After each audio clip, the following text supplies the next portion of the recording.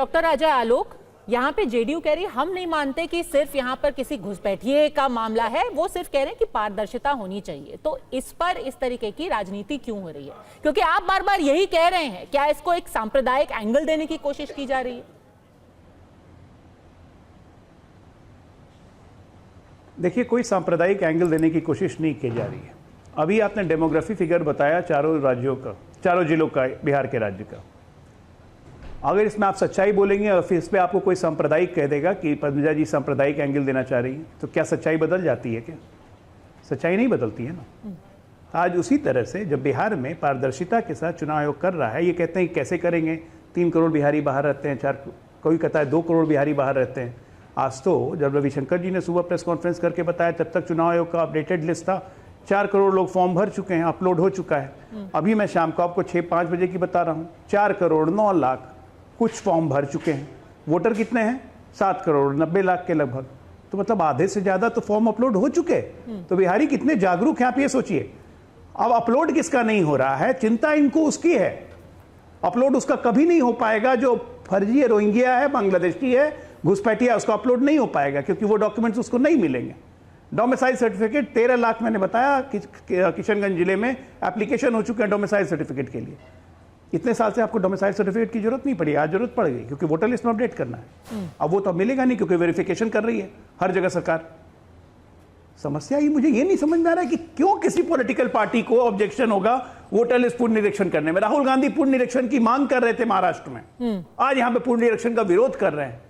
How can you have to stand in just a matter of 10 days? कैसे हो सकता है? इसलिए मैंने गाना गाया ना कि वो तो है अलबेला। अलबेला है राहुल गांधी। ऐसी ऐसी बात लाएंगे कि आपके दिमाग की बत्ती फ्यूज हो जाएगी। डॉक्टर अनुज, मुझे आश्चर्य लग रहा है कि एक से एक मतलब को था ना, कहा कि कहीं कहीं कहीं करोड़ा, भानुमति ने कुनबा जोड़ा, ऐसे ऐसे कुनबे को जोड़ के आगे बढ़ रहे हैं जिसके आपस में एक दूसरे को कैसे नोचेंगे काटेंगे जिसका कोई भरोसा नहीं है। अरे कह रहे थे मार्च करेंगे, मार्च करेंगे, कार्यकर्ताओं को करवा दिया मार्च, खुद खड़े हो गए गाड़ी पे। अब ठीक है, कोई लोग मोटे होते हैं, थोड़ा दिक्कत होती है गर्मी में चलने में, लेकिन सच्चाई है कि एयर कंडीशन कमरों से निकल के बिना तर्क के, बिना दिमाग के पढ़े हुए एक आदमी कह रहा है 11 के 11 डॉक्यूमेंट कैसे लोड करेगा? नेता कह रहा है ये। अरे भाई, चुनाव कह रहा है 11 में से 1 डॉक्यूमेंट अपलोड करना है, कह रहा है 11 डॉक्यूमेंट कहां से लाएंगे? आधार कार्ड आप, अरे आधार कार्ड बनवाने के लिए भी डॉक्यूमेंट जमा करना पड़ता है। ठीक है, जिन लोगों ने आधार कार्ड बनवाए हैं उनका डॉक्यूमेंट उनके पास होगा ही, उसको अपलोड कर दें। तो राजनीतिक पार्टी विरोध किस क्यों कर रही है, बस ये जवाब दे दीजिए। देखिए, ये पूरी प्रक्रिया में क्या कुछ फेरबदल किया जाएगा, क्या कुछ और डॉक्यूमेंट्स ऐड किए जाएंगे, ये पूरा मामला आप सुप्रीम कोर्ट के सामने है। लेकिन इसके ऊपर जो राजनीति है, फिर से मैं वो सवाल आपसे पूछूंगी डॉक्टर अनुज कुमार तरुण, कि अगर वोटर लिस्ट की सफाई की जा रही है, अगर उसमें कुछ लोग हैं जो बाहर से आए हैं, जो भारतीय नहीं है, कुछ गड़बड़ी हुई है, उसमें एक बार पूरी तरीके से सफाई हो जाएगी, इससे लेकर के क्यों किसी को दिक्कत है? देखिए, पुनरीक्षण का काम पहली दफा नहीं हो रहा है। आप खुद इतिहास उलट कर देखिए, क्या पुनरीक्षण का कार्य पहली बार हो रहा है? चुनाव के पहले हर बार होता है, इस पे किसी को कोई शिकायत नहीं, ना ही ये हमारे लिए चुनावी मुद्दा है, हमारे लिए अधिकार का मुद्दा है, संवैधानिक अधिकार का मुद्दा है।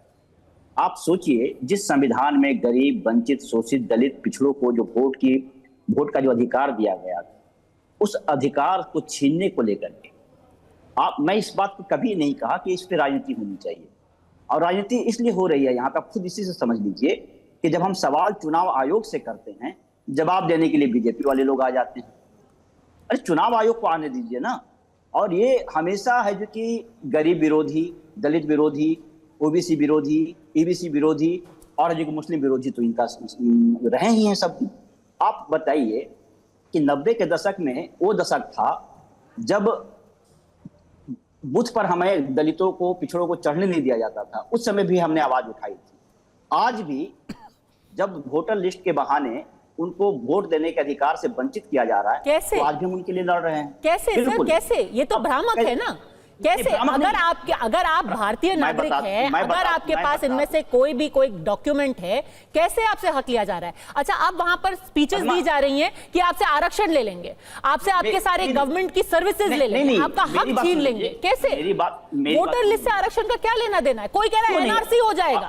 अगर आप आधार कार्ड को अभी खारिज कर रहे हैं तो इसकी क्या गारंटी कि आने वाले समय में भी आधार कार्ड के आधार पे है जो कि आप गारंटी तो किसी भी चीज की नहीं है ना। तो फिर नहीं, मोदी की गारंटी तो है ना। आज तो आप कह देंगे कि आज आपसे ये आधार नहीं मांग रहे, कल आपकी हत्या कर देंगे, मतलब इसकी तो कोई गारंटी किसी भी चीज की नहीं है। देखिए, आप इस पे बात करिए कि जो वोटर लिस्ट सुधार की जो बात हो रही है और जिसमें जिन जिन डॉक्यूमेंट को मांगा गया है, आप एक चीज बताइए, ठीक है, चुनाव आयोग के स्टेटमेंट को याद करिए आप, एक सप्ताह में 2 बार अपना स्टेटमेंट बदल चुके हैं। जब उनको दबाव पड़ा जनता की तरफ से, विरोधी पार्टियों की तरफ से, तो उन्होंने स्टेटमेंट चेंज कर दिया। आप पहला दिन याद करिए जब उन्होंने नोटिफिकेशन किया था कि कौन कौन से डॉक्यूमेंट्स चाहिए थे, फिर उन्होंने क्यों बदला? अगर वो गलत सही थे तो क्यों बदला? इसका मतलब है कि कहीं न कहीं वो गलत थे और दबाव में आकर फिर वो उन चीजों को सुधारा। लेकिन उसके बावजूद अभी कह रहे थे कि लगभग 4 लाख के आसपास डॉक्यूमेंट जमा हो गए, लेकिन उसमें जो टेक्निकल चीजें हैं, 7,90,000 जो होटल हैं, जिसमें 2003 से पहले लगभग 4 करोड़ के आसपास पहले से हैं, उसके बाद जो वोटर हैं उसके लिए क्या प्रावधान है? और ये 3 लाख जो बचता है वो क्या छोटी अमाउंट है? छोटी संख्या है? वो बहुत बड़ी संख्या है। अगर इनको लगता है कि सारे है जो कि फर्जी वोटर थे, तो सबसे पहले मैं कांग्रेस के प्रवक्ता बोल रही थी, मैं उनसे सहमत हूं। ये लोकसभा में इतने चुनाव कैसे जीत गए? सबको खारिज करिए, सारे वोटर फर्जी थे, खारिज करिए। दरअसल क्या है कि इनकी मंशा साफ नहीं है, ये जानते हैं कि बिहार चुनाव बुरी तरह हार रहे हैं। अब देखिए ना, ठीक है, एक बार इसका क्लैरिफिकेशन लेते हैं।